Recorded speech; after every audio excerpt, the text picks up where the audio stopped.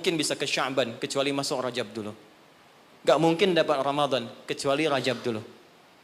Karena itulah Nabi bahkan pernah mengatakan dalam beberapa kesempatan, diteruskan sampai kepada kita, hati-hati, amalan-amalan ini. Bahkan ada ulama yang mengatakan, kalaupun kita nggak dapat Ramadan, minimal Rajabnya dapat. Karena itu pintunya. Terakhir, bagaimana cara berintrospeksi di bulan ini? Maka diturunkanlah oleh Nabi cara-cara berintrospeksi dengan 3 pendekatan utama. Ada 3 lafadznya, ini saya ajarkan yang paling ringan saja. Ini yang membebaskan kita dari kesulitan. Jadi kalau Anda sedang praktek, kerja dimanapun, offshore-kah itu atau di darat-kah, atau ada kesulitan di kantor, bacakan zikir ini. Ini bagian dari hal yang ketika kita bacakan bisa menghilangkan kesulitan yang kita sedang rasakan. Saya ajarkan zikir ini tidak main-main.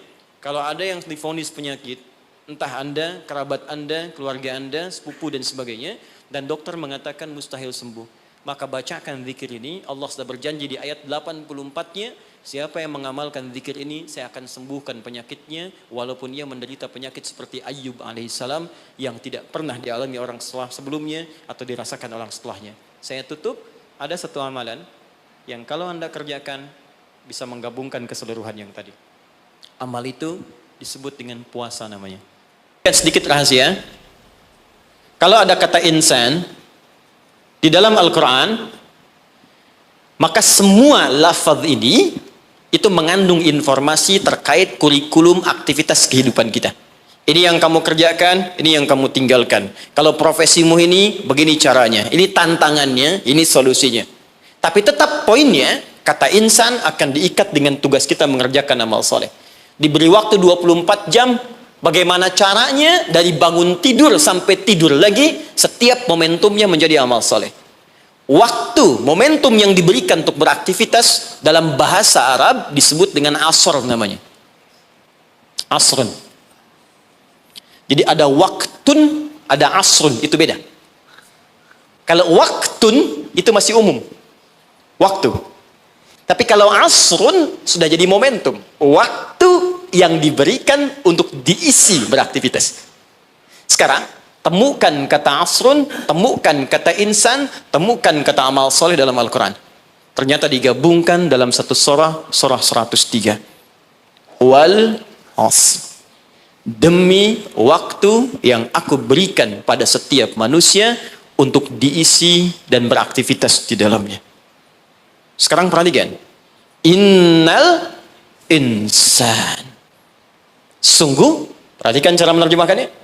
Setiap manusia yang beraktivitas untuk mengisi waktu ini lafi khusr, berpotensi ada yang mengalami kerugian. Kata Allah, aku berikan modal 24 jam, Anda diberikan modal 24 juta dolar untuk beraktivitas, cari minyak nih, cari ini, cari ini. Tapi ketika Anda diberikan modalnya nggak balik, ada yang balik cuma 1 juta, ada yang balik 2 juta, ada yang rugi sama sekali, ada yang harus bayar denda, ada yang macam-macam. Nah, sekarang Allah kasih modal kita 24 jam, gunakan beraktivitas, kata Allah insan. Cuma sayang, aku berikan 24 jam, ada yang rugi. Kecuali orang-orang yang keluar dari kerugian itu, dialah orang yang aktivitasnya mengikuti hal yang telah aku tunjukkan ini. Illalladzina amanu, kecuali semua orang yang, alladzina disebutkan 1080 kali dalam Al-Quran. Mencakup laki-laki, perempuan, tua, muda, kecil, besar, tanpa batas. Artinya kata Allah, semua manusia tanpa kecuali akan keluar dari frame kerugian ini jika dia mengerjakan hal berikut. Illalladzina amanu wa amilus shalihat. Jika yang ia kerjakan selama hidupnya menjadi baik di hadapan Allah. Makannya saleh, kerjanya saleh, maaf, jalannya saleh, tidurnya saleh 24 jam. Ya. Nah, sekarang kita evaluasi dulu sebentar, mohon izin, tahan baik-baik. Saya pernah terangkan pada Anda, karena kita perlu mengumpulkan amal soleh, makanya dari ujung kepala sampai ujung kaki, semua lengkap petunjuk di Al-Quran. Apa yang harus dikerjakan oleh mata, telinga, lisan, sampai ke ujung kaki. Sekarang, kita ambil usia rata-rata kita saat ini. Kita ukur dulu sebentar, sebelum kita kenal apa yang menjadi keutamaan bulan Rajab. Ukur sebentar, saya tanya, rata-rata usia berapa nih? 40 boleh ya, ke atas. Dari 40 ini, Ada penelitian kecil-kecilan menunjukkan aktivitas manusia itu setengahnya, walaupun tidak semuanya, pada umumnya setengah dari usia manusia itu digunakan untuk tidur. Jadi, kalau ada orang 40 tahun, umumnya setengahnya dipakai tidur. Dari bayi, tumbuh, kecil, istirahat, malamnya tidur lagi, sampai dewasa, sampai ketiduran, di kantor kadang ketiduran, di musola favorit, ya, untuk istirahat, sampai di bis, macam-macam, ini setengah usia. Berarti setengahnya lagi, itu digunakan untuk aktivitas yang produktif. Saya tanya sebentar, jadi 20 tahun ini, yang sudah jadi amal soleh, jadi ibadah, kira-kira berapa tahun? Gak usah terlalu pesimis ya, kita ambil setengahnya, 10 tahun misal. 10 misalnya. Apakah setiap amal kita disebut soleh oleh Allah? Bukankah Nabi tadi berdoa, ya Allah tolong terima amalku. Jadi selevel Nabi saja ketika berdoa minta diterima amalnya. Nabi Ibrahim, Nabi Ismail tadi di awal bangun meninggikan bangunan Ka'bah minta diterima oleh Allah. Ya, Al-Baqarah ayat ke 127. Minta diterima oleh Allah. Ya, taqabbal minna innaka antas samiul alim. Ya Allah tolong terima. Apalagi kita yang bukan Nabi, bukan Rasul. Ketika Allah akan terima amalan kita, maka syaratnya kata Allah, ikhlas kerjakan amalnya. Quran surah 98 ayat yang kelima. Ibadah yang dikerjakan, amal soleh yang dilakukan dengan ikhlas, baru itu yang kemudian diterima. Pertanyaannya, dari 10 tahun yang jadi ibadah ini, yang ikhlas berapa tahun? Ambil setengahnya misal. Berapa? 5. Jadi usia 40 tahun, amalan produktif yang mungkin kemungkinan besar diterima oleh Allah, dapat nilai 5 tahun. Dosanya berapa tahun? Prasangka buruk di pikiran, mata yang salah lihat, telinga yang salah dengar, kaki salah melangkah. Hari ini aja, berapa dosa mata yang dikumpulkan? Siapa yang tidak punya dosa boleh angkat tangan. Saya langsung pulang. Dosa sedikit? Agak banyak? Banyak. Tuh, saking banyaknya kita nggak bisa ngangkat kan? Nah, sekarang balik. Siapa yang pengen masuk surga Firdaus? Angkat tangan. Luar biasa. Bukan? Terjadi keanehan kan? Dosa, Allahu Akbar. Amalan dikit, cita-cita banyak. Dia hukum ekonomi dipakai. Modal sedikit-dikitnya keuntungan paling banyak. Dia. Nah, sekarang kita inginkan tingkat surga yang paling tinggi, surga Firdaus bersama Rasulullah. Tapi tahu kemampuannya cuma sedikit.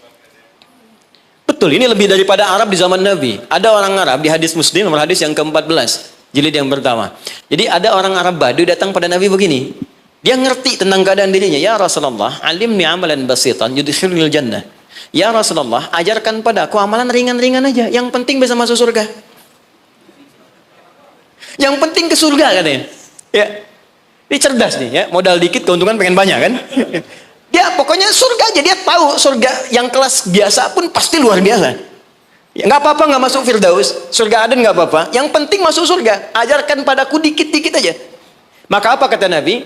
Cukupkan kerjakan yang wajib saja.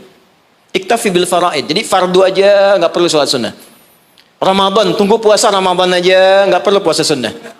Tapi kamu jangan maksiat. Kalau pengen nambah, kerjakan kata Nabi, anta tawwa, kecuali yang sunnah kamu pengen tambah. Kerjakan yang fardu, jangan maksiat, boleh nggak kerjakan sunnah pun masuk surga kamu. Fantalaqa, pergi orang itu lantas mengatakan pada Nabi, ya Rasulullah, aku komitmen kerjakan yang wajib, aku nggak akan kerjakan yang sunnah, dan aku jaga diri untuk tidak berbuat maksiat. Pergi orang itu, fantalaqa, hadis sahih. Ketika dia pergi, komentar Nabi, aflaha in sadaqa au dakhalal jannah. Kalau benar dengan komitmennya, masuk surga dia. Cuman yang perlu kita catat, dia tinggalnya di padang pasir. Di padang pasir mau maksiat apa? Kelihatan unta, itu pun jarang-jarang. Kadal gurun, yang dilihat cuma pasir. Unta nggak pakai baju ya memang begitu. Ya, kadal seksi ya memang nggak pakai pakaian. Dan nggak dosa. Sekarang kita tinggal di kota, tinggal di Jakarta, videoton kelihatan tiap hari. Maksiat nampak depan mata, kedengaran di telinga, langkah pun kita nggak teratur. Terus pengen berlaku hal yang sama. Terus kita bandingkan lagi, dia mengukur diri, keadaan saya begini, yang penting dapat surga. Anda tahu dosa banyak, pengennya Firdaus. Lantas bagaimana kita meraihnya? Tapi rahmat Allah mengalahkan kadar logika manusia. Yang kadang-kadang ingin semua dijangkau rasional dalam hidupnya. Perhatikan rahmat Allah diturunkan. Diturunkanlah waktu-waktu yang istimewa, tempat-tempat yang istimewa, ada waktu, ada tempat, ada momentum yang istimewa yang diturunkan oleh Allah untuk mewujudkan harapan yang kita inginkan itu. Dengan turunnya waktu itu bisa menutup di antara keutamaannya dosa-dosa yang pernah dikumpulkan dalam masa kita hidup sampai di momentum yang kita rasakan. Jadi kalau kita kumpulkan dosanya cukup banyak, kita kerjakan amalan di waktu yang spesial itu, maka seketika dosa bisa digugurkan oleh Allah Subhanahu wa taala. Ada sifatnya waktu, ada tempat, ada peristiwa atau momentum. Di antara waktu yang mulia itu, yang saat Anda kerjakan amalannya bisa menggugurkan dosa, bahkan bisa merubah perilaku kita jadi lebih baik, adalah bulan Rajab. Saya ulangi, adalah bulan Rajab. Saking pentingnya bulan Rajab ini, Allah sampai menurunkan satu ayat untuk menyandingkan keutamaannya dengan bulan-bulan haram yang lain, serta Nabi sampai meminta kita untuk meningkatkan ibadah, dan bukan sekedar meminta, tapi Nabi sendiri meningkatkan ibadah di bulan ini sebagai pembuka kebaikan di bulan-bulan yang lainnya. Apa di antara keutamaannya? Ini yang coba saya urutkan dalam sisa waktu 10 menit ke depan. Dan apa yang bisa kita raih ketika kita mengerjakan itu. Oke. 1. Rajab adalah pembuka semua bulan kebaikan. Saya tanya sebentar. Di antara sekian bulan, 1 tahun 12 bulan itu, ada bulan yang paling baik, namanya bulan apa? Ramadan. Situ ada puasa. Setelah itu ada apa? Yang kita dapat Idul Fitri di situ? Syawal, bahkan ada puasa. Apa lagi? Dzulhijjah, ya, ada Idul Adha di situ, Dzulhijjah. Kalau kita lihat hadisnya, bulan ke-11 pun Dzulqa'dah, bulan bagus, disebut bulan haram, Dzulqa'dah. Sebelum Ramadan, itu bulan yang sangat digemari oleh Nabi, sampai Nabi banyak puasa di bulan itu, yaitu Sya'ban. Ada dari 12 bulan, ada 5 bulan yang sangat istimewa, sifatnya berurutan. Sya'ban 8, 9 Ramadan, 10 Syawal, Dzulqa'dah yang ke-11, Dzulhijjah yang ke-12. Pembukanya, pintunya Rajab. Nggak mungkin bisa ke Sya'ban kecuali masuk Rajab dulu. Nggak mungkin dapat Ramadan kecuali Rajab dulu. Karena itulah Nabi bahkan pernah mengatakan dalam beberapa kesempatan, diteruskan sampai kepada kita, hati-hati, amalan-amalan ini. Bahkan ada ulama yang mengatakan, kalaupun kita nggak dapat Ramadan, minimal Rajabnya dapat. Karena itu pintunya.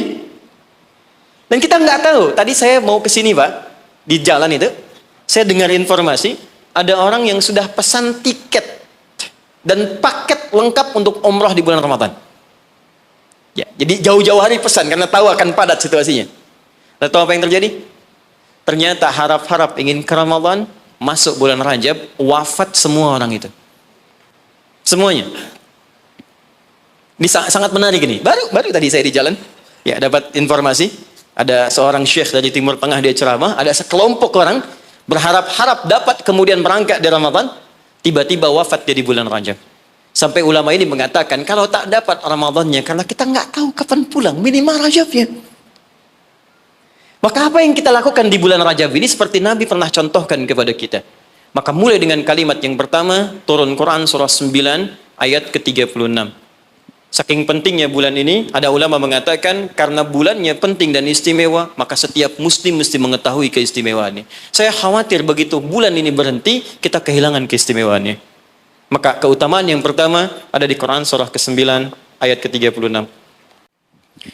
Inna iddatasy syuhuri 'indallahi 12 syahran fi kitabillah.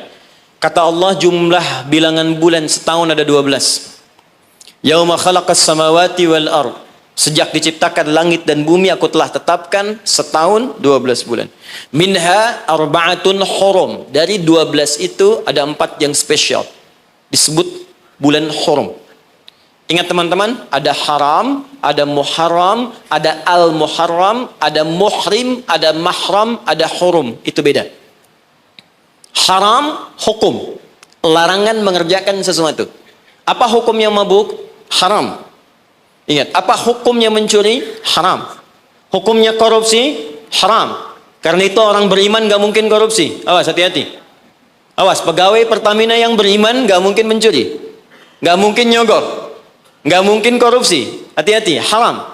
Perbuatannya disebut muharram. Mabuk itu muharram, hukumnya haram. Jelas?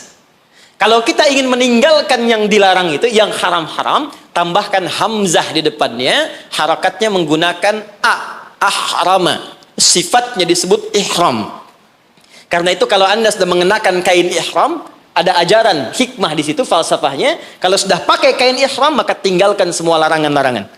Nggak boleh potong kuku, nggak boleh merusak tanaman, nggak boleh tepuk nyamuk seharga kambing. Anda tepuk, bayar damnya seharga kambing. Ihram. Itu latihan. Maksudnya pulang umroh, pulang haji, sudah terbiasa meninggalkan yang haram. Jangan pulang umroh, korupsinya lebih gede misalnya. Ya. Jangan kurang umroh, dosanya lebih banyak. Ya, seperti masuk pom bensin, masuk Pertamina. Dimulai dari 0 ya. Nah, 0, kosong lagi. Hilangkan. 1, 2, 3, kosong. Pelakunya disebut muhrim. Kalau dia punya kakak, punya adik, yang tidak diperkenankan menikah di antara keduanya, maka disebut mahram namanya. Kalau Anda kumpulkan semua itu, latihan meninggalkan yang haram, terbiasa mengerjakan yang halal, menjauhi yang dilarang, maka disatukan menjadi jamak, bentuknya disebut hurum namanya. Ada 4 bulan disebut bulan hurum, 3 berurutan kata Nabi, 1 terpisah. Yang 3 itu Dzulqa'dah 11, Dzulhijjah 12, Al-Muharram bulan pertama, yang keempat namanya Rajab. Dan kita sekarang ada di bulan ini. Amalan pertama, apa yang harus kita kerjakan di bulan ini? Teruskan ayatnya. Dzalikad dinul qayyim fala tadhlimu fihinna anfusakum. Orang yang agamanya benar, yang Islamnya baik kata Allah, maka dia akan memanfaatkan Rajab dengan mengerjakan amalan yang pertama. Apa itu? Fala tadhlimu fihinna anfusakum. Mulai banyak evaluasi diri supaya tidak berbuat zalim, minimal berlatih di bulan ini. Amalan pertama, introspeksi diri. Maaf Pak Ibu, saya tidak bermaksud mengajari, hanya menerangkan apa yang dimaksud oleh Al-Quran. Zalim, fala tazlimu, jangan zalim. Zalim itu menempatkan sesuatu bukan pada tempatnya. Ada gelas, ada gayung. Gelas untuk nampung air minum, gayung nampung air mandi. Anda minum pakai gayung, mandi pakai gelas. Zalim namanya. Nah sekarang, anfus jamak dari nafas tubuh kita. Ya, ini anfus itu jamak dari nafas nih kita, dari ujung kepala sampai ujung kaki. Setiap tubuh ini sudah diterangkan oleh Allah fungsinya. Misal, mata fungsinya melihat yang baik. Quran surah ke-24 ayat 30. 31 untuk perempuan. Lisan untuk bicara yang baik-baik. Quran surah 49 ayat 11 sampai 12. Sampai kaki, sampai ke ujung kaki, melangkah pada yang baik. Quran surah misal ke-25 ayat 69. Ya. Baik, semuanya sudah diatur. Dari ujung kepala sampai ujung kaki. Kalau Anda gunakan setiap anggota tubuh di luar hal yang Allah telah tetapkan, berarti zalim sifatnya. Contoh, mata tadi melihat yang baik-baik. Sekarang mata dipakai melihat yang tidak baik. Berarti mata berbuat zalim dalam kehidupan. Saya tanya sampai dengan siang hari ini, berapa kali mata digunakan untuk melihat yang tak baik? Mungkin dari mata ini ada dorongan untuk berbuat yang tak baik. Itu sebabnya yang menjadikan keluar dari masjid kadang-kadang ada sepatu hilang, sendal hilang. Apa yang pertama melihat? Mata terdorong kemudian kepada nafsu. Baik, sampai ke ujung kaki, berapa kali berbuat yang keliru. Itu mungkin yang menghambat kesuksesan yang dikerjakan saat ini. Karena lisan dengan teman jadi nggak akrab. Karena pendengaran yang keliru muncul fitnah. Karena melangkah pada yang tidak benar muncul hal yang menjadikan perselisihan. Berapa banyak yang kita harus evaluasi. Maka yang pertama, ini masih ada waktu? Masih, sampai jam berapa ini? Ini Pak Nanang kalau rakyatnya sudah begini, nggak ada pilihan nih. Baik, tahan baik-baik. Ini terakhir bagiannya. Maka kalau kita sadar ada yang berbuat yang tidak baik, maka saya berikan gambaran singkat bagaimana cara memperbaikinya. Sekarang lihat sini. Teman-teman masih ingat nggak? Pemilik rezeki siapa? Allah. Yang punya kedudukan siapa? Allah. Yang punya kebijakan siapa? Allah. Sekarang kita bekerja kan supaya Allah kasih pada kita kan? Nah, sekarang kata Allah, kerjakan ini, jangan lakukan ini. Lalu Anda mengerjakan yang dilarang oleh Allah. dan berharap mendapatkan apa yang akan diberikan oleh Allah, maka mustahil. Sekarang nggak usah bicara tentang Allah lah.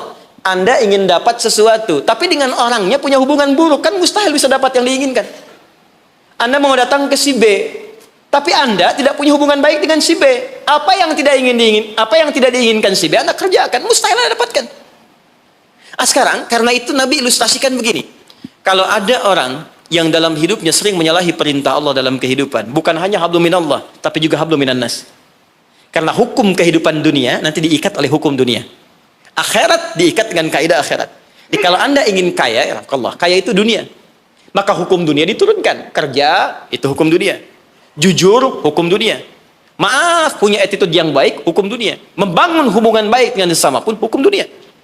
Maka dari itu, maaf, sekalipun Anda punya hubungan yang tidak baik, bukan dengan muslim, dengan non-muslim misalnya punya perilaku buruk, yang tidak diperkenankan oleh syariat. Anda bohong pada non-muslim, Anda misalnya zalim pada non-muslim, berlaku juga, jangan harap karir Anda sukses. Sama persis. Ya, sekarang perhatikan baik-baik. Kalau ada orang berbuat maksiat kepada Allah, melanggar dua ketentuan tadi, maka kata Nabi, naktas sauda, diberikanlah kemudian di atas katup hatinya noda-noda hitam. Kalau sudah menutup begini, banyak maksiatnya, banyak salahnya, banyak kurangnya, bukan hanya pada Allah, tapi juga hubungan dengan manusia, maka anna yustajabu lidzalik. Bukan Allah nggak mau kabulkan doanya, tapi mental setiap diminta. Perhatikan. Nabi pernah mengisahkan seorang, thumma dzakara rajula yutilus safara asy'atha aghbara. Ada orang datang berkelana, pengen berdoa kepada Allah menempuh perjalanan panjang. Doa yang dikerjakan saat perjalanan panjang cepat dikabulkan 2 kali lipat dari yang biasa. Kemudian menyebut nama Allah, al-asmaul husna. Doa yang dibuka dengan al-asmaul husna cepat dikabulkan. Yang ketiga, dia mengangkat tangan. Doa yang dilakukan dengan mengangkat tangan cepat dikabulkan dibandingkan dengan yang diam. 3 amalan dia kerjakan, 6 kali seharusnya lebih cepat dikabulkan. Tapi apa komentar Nabi pada saat itu? Anna yustajabu lidzalik. Bagaimana doanya bisa dikabulkan? Jadi begitu dia minta dengan keadaan itu, mental lagi. Apa penyebabnya? Maaf, mat'amu haram. Karena dia cari kerja dengan cara yang haram. Mashrabu haram, minumannya haram. Malbasu haram, pakaiannya haram. Wa ghudhiya biharamin, dan perilakunya haram. Ya, tidak cukup kita bisa mendapatkan kelancaran dalam usaha dengan sekedar sholat. Sholat memberikan keberkahan, kemudahan, kelancaran. Kalau hubungan dengan manusianya buruk, juga sama akan menghambat. Dengan ibu Anda kurang baik, dengan ayah Anda kurang baik, dengan istri, dengan suami kurang baik, itu mungkin bisa menghambat kepada karir pekerjaan Anda. Apalagi, kalaupun ini baik, dengan suami baik, istri baik, tetangga baik, tapi kalau dengan Allah tidak baik, maka ada sesuatu yang tidak mudah kita dapatkan dalam kehidupan. Terakhir, bagaimana cara berintrospeksi di bulan ini? Maka diturunkanlah oleh Nabi cara-cara berintrospeksi dengan 3 pendekatan utama. Ada 3 lafadznya, ini saya ajarkan yang paling ringan saja. Kalau terkait dengan dosa-dosa keseharian, maka lakukan zikir Nabi Adam. Quran surah ke-7 ayat 23. Saya yakin kita hafal. Rabbana zalamna anfusana wa illam taghfir lana wa tarhamna lanakunanna minal khasirin. Bacakan itu minimal setelah selesai kita salat. Astaghfirullah, astaghfirullah, astaghfirullah. Allahumma antas salam, minkas salam, tabarakta ya dzal jalali wal ikram. Perbanyak zikir tadi. Rabbana zalamna anfusana wa illam taghfir lana wa tarhamna lanakunanna minal khasirin. Tapi mohon sekali, ketika Anda bacakan zikir ini, jangan sekedar diucapkan di lisan. Bayangkan Anda punya persoalan apa dalam kehidupan. Jadi ketika Anda bacakan, mata Anda zalim, rasakan kezaliman itu. Ketika dengan orang tua tak bagus, bayangkan perbuatan buruk yang sedang Anda kerjakan. Begitu Anda bacakan, air mata Anda menetes, seketika ampunan Allah akan diturunkan kepada kita. Dan gugur perbuatan buruk yang pernah kita lakukan. 2, ini cepat, ada dosa yang terkait dengan aktivitas pekerjaan yang sedang kita lakukan. Kenal Nabi Yunus? Bagus. Nabi Yunus itu kan berdakwah. Bekerja, beraktivitas. Cuma sayang dalam pekerjaan itu, tantangannya begitu tinggi. Nanti ada, lain kali kalau ngaji, kesini lagi, jangan ngambil yang jauh-jauh ya. Yang Anda butuhkan aja. Ya, ini kan teman-teman ada di dunia pekerjaan. Kenapa Anda nggak mengeluarkan fikih bisnis dalam Al-Quran? Manajemen misalnya bisnis dalam Al-Quran. Tentang pekerjaan, itu aja yang dibahas.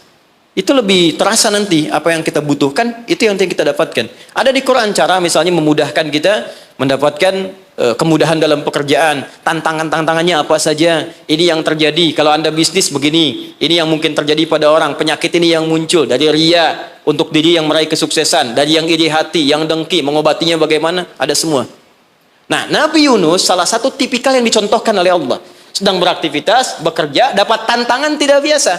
Ingat ini ya, kalau tantangannya begitu tinggi, maka lawannya sepadan. Di balik itu Allah ingin menganugerahkan anugerah yang tidak biasa. Karena ujian berat tidak akan diberikan pada orang kecil. Jadi kalau Pertamina misalnya sedang menghadapi ini sesuatu yang besar, tantangan besar, artinya di balik itu ada anugerah besar yang akan dihadapkan kepada Anda. Karena itu ingat baik-baik. Dalam konteks ini Al-Quran mengatakan hanya orang-orang besar yang bisa melewati itu.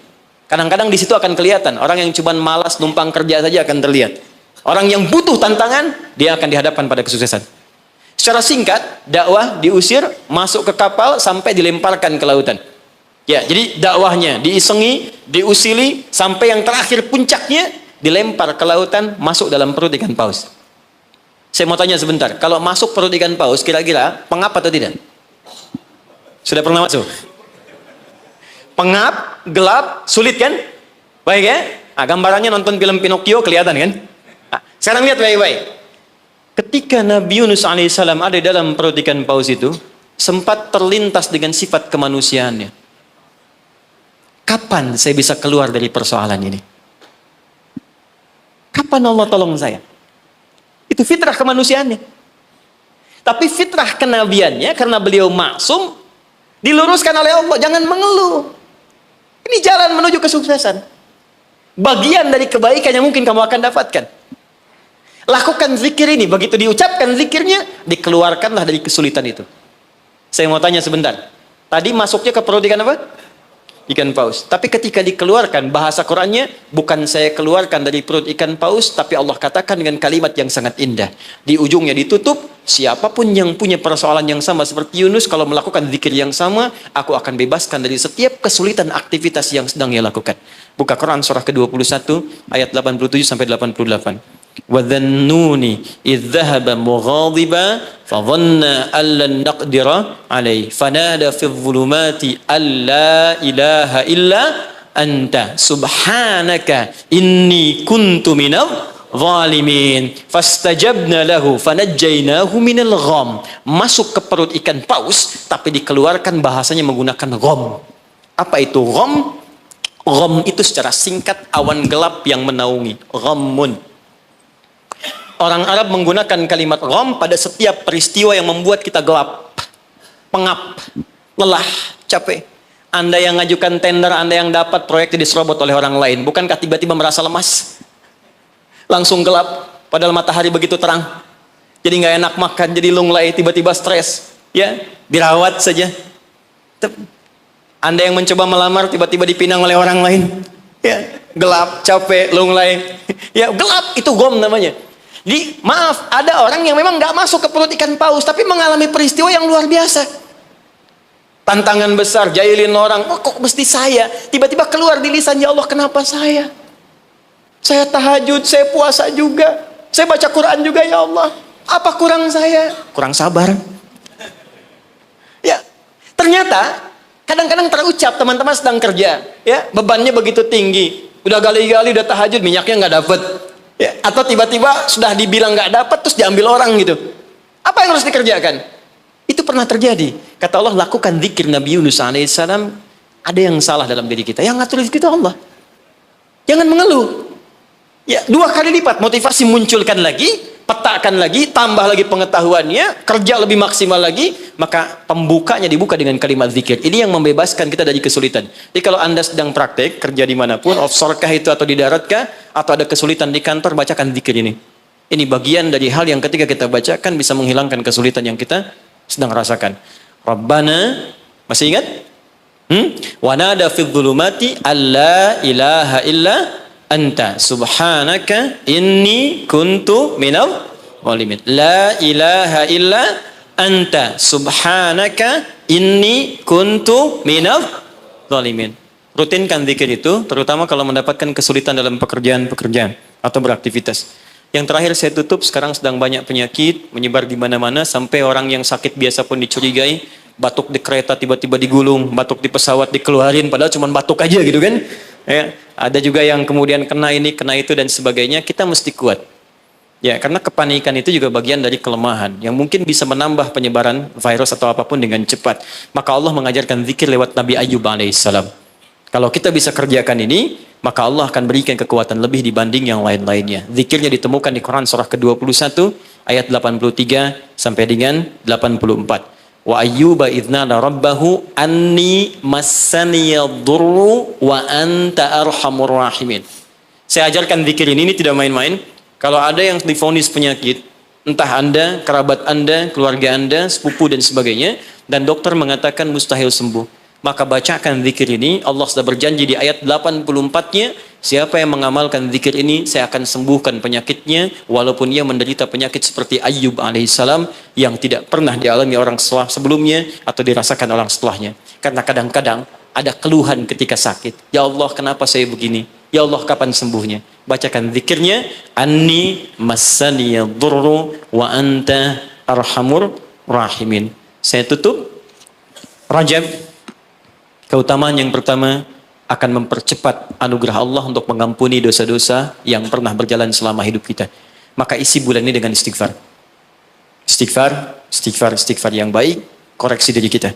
Sehingga saat masuk bulan Ramadan, kita sudah dalam keadaan yang optimal untuk bisa mendapatkan semua kenikmatannya. Maka mohon izin, maaf, pulang dari sini, coba cek dulu Pak ya. Ibu di rumah dengan anak-anak mungkin ada masalah, selesaikan. Dengan pasangan hidup, di kantor, jangan sampai itu yang memberatkan Anda ketika pulang kepada Allah Subhanahu wa taala. Ini bagian pesan yang pertama. Yang kedua, tingkatkan amal saleh. Ya, Ibnu Abbas mengatakan, orang yang sengaja maksiat di bulan Rajab, karena tadi ada ayatnya, maka dosanya 2 kali lipat di hari biasa. 2 kali lipat.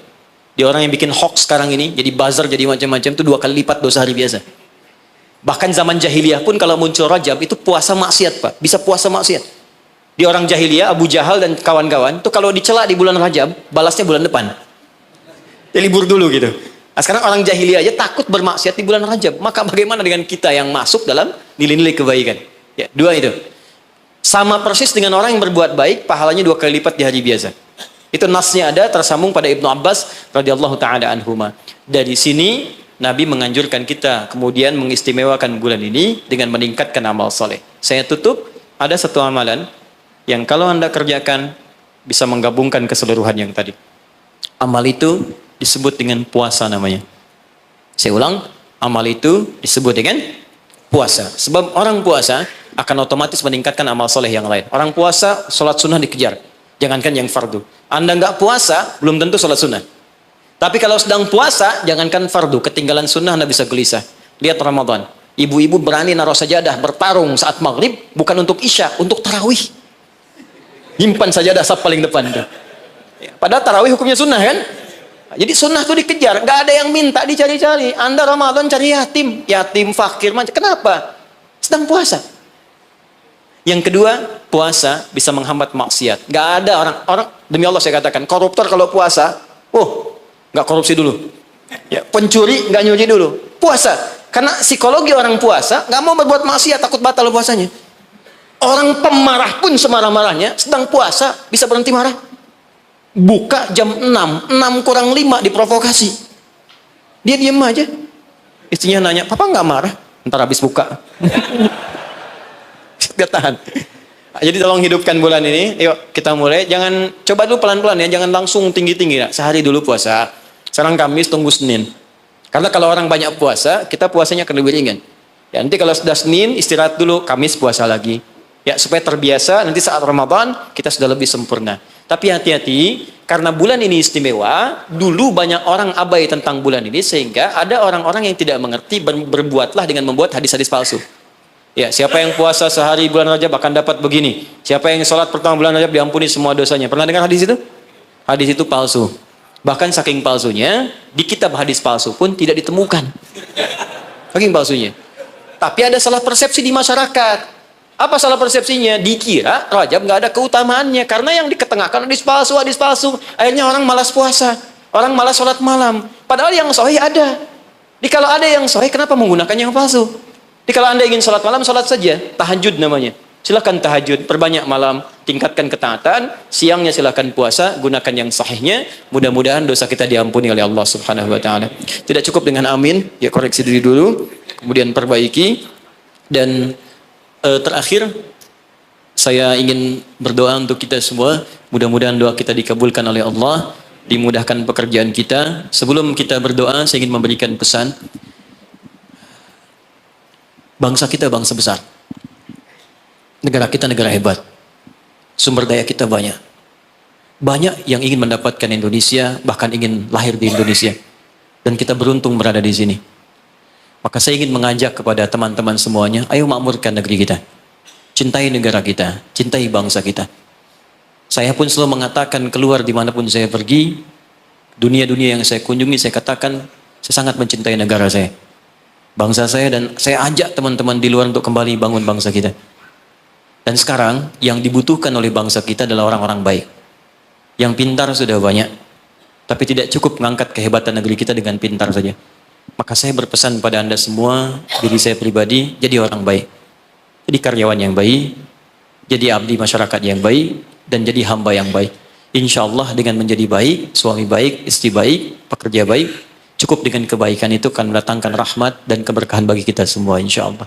Mari kita mulai dengan doa. Mudah-mudahan doa ini menjadi awal untuk melangkah pada lebih baik di hadapan Allah Subhanahu wa taala. Allahumma taqabbal minna innaka antas sami'ul alim wa tub 'alaina innaka antat tawwabur rahim. Allahumma 'allimna ma yanfa'una. Allahumma 'allimna ma jahilna. Ya Allah, mohon ajarkan pada kami pengetahuan yang baik yang mengentaskan ketidaktahuan kami. Allahumma ya Allah, wafiqna bima ta'allamna bihi na'mala bih. Ya Allah, berikan kami kekuatan untuk mengamalkan apa yang telah kami pelajari dan kami pahami. Rabbana la tada' lana fi maqamina hadha wa fi kulli maqamin dhanban illa ghafartah. Ya Allah, jika ada pendosa hadir di ruangan ini, jangan biarkan dia meninggalkan tempat ini kecuali Engkau telah ampuni segala dosa-dosanya. Wala hamman illa farajtah. Jika ada yang tengah gelisah di tempat ini, maka mohon tenangkan keadaan hatinya sebelum ia meninggalkan ruangan ini. Allahumma wala maridan illa syafaitah. Jika ada di antara kami yang tengah Engkau uji dengan penyakit seberat apapun, maka mohon angkat penyakitnya dan sembuhkan keadaan dirinya. Allahumma wala asiran illa yassartah. Ya Allah, jika ada yang ditimpa kesulitan di tempat ini, baik di keluarganya, di pekerjaannya, dalam kehidupan sosialnya, maka mohon dengan keikhlasan amalannya, angkat, hilangkan ya Allah segala kesulitannya. Allahumma Rabbana, Allahumma barik lana ya Allah fi kulli umurina wa fi kulli umrina. Ya Allah, anugerahkan keberkahan ya Allah kepada usia kami, kepada umur kami dan seluruh aktivitas kami. Wa taqabbal minna jami' amalina salihah, dan mohon ya Allah terima seluruh amal kebaikan kami. Berkahi kami di bulan Rajab ini ya Allah, bimbing kami untuk berbuat baik ya Allah, dan sampaikan kami pada bulan-bulan kebaikan di Sya'ban, di Ramadan, di Syawal, dan bernilai baik di dalamnya. Rabbana atina fid dunya hasanah wa fil akhirati hasanah wa qina adzaban nar. Bifadlika subhana rabbika rabbil izzati amma yasifun wa salamun alal mursalin wa akhiru da'wana alhamdulillahi rabbil alamin. Subhanakallahumma wa bihamdika asyhadu an la ilaha illa anta astaghfiruka wa atubu ilaik. Assalamualaikum warahmatullahi wabarakatuh.